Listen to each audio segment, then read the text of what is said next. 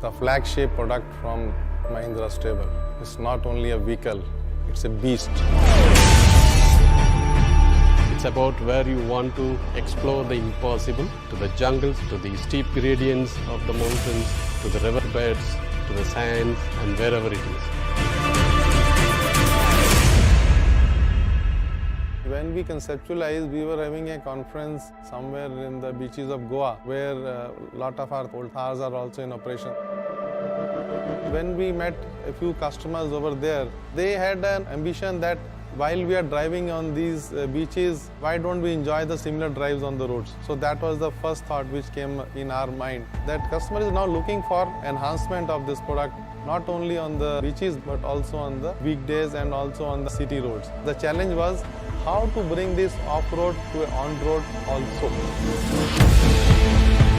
So the first and foremost thing of this car is to make sure that the terrain capabilities, that the off-roading capabilities are significantly improved.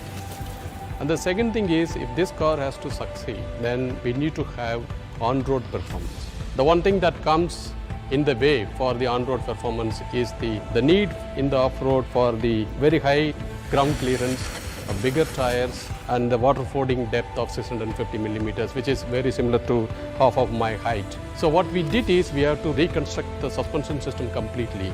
This suspension system of double wishbone in the front and multi-link in the rear gives you that ride quality. And the second step that we did is to increase the wheel track by about 74 millimeters. The third measure is to redistribute the weight between the front axle and the rear axle, and therefore you have very good balance of the weight acting on both the axles. These three measures gives you a vehicle that can easily go at 150 to 160 km per hour in the highway with a very good ride and handling.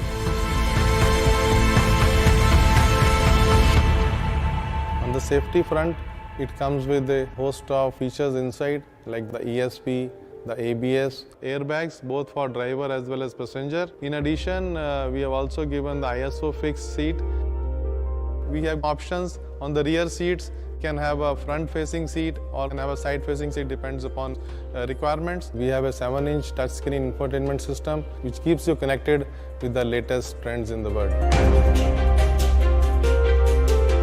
It has two engines basically. A diesel engine, 2.2 liter diesel engine delivering 300 Newton meter, 130 bhp horsepower, and a gasoline 2 liter engine delivering 150 bhp and 320 Newton meter torque. It's a TGDI turbo engine. So you have an engine, you have a gearbox, and you have a transfer case.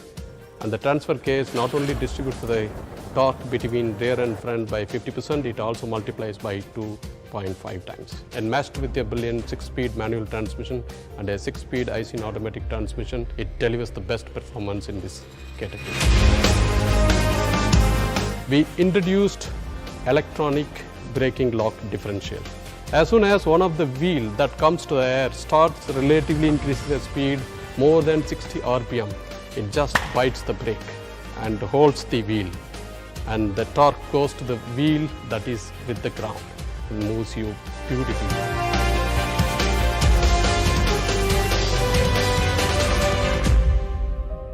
The measures that we have taken, it reduces the NVH levels by about 20 to 30% any speed range that you drive compared to the old Thar.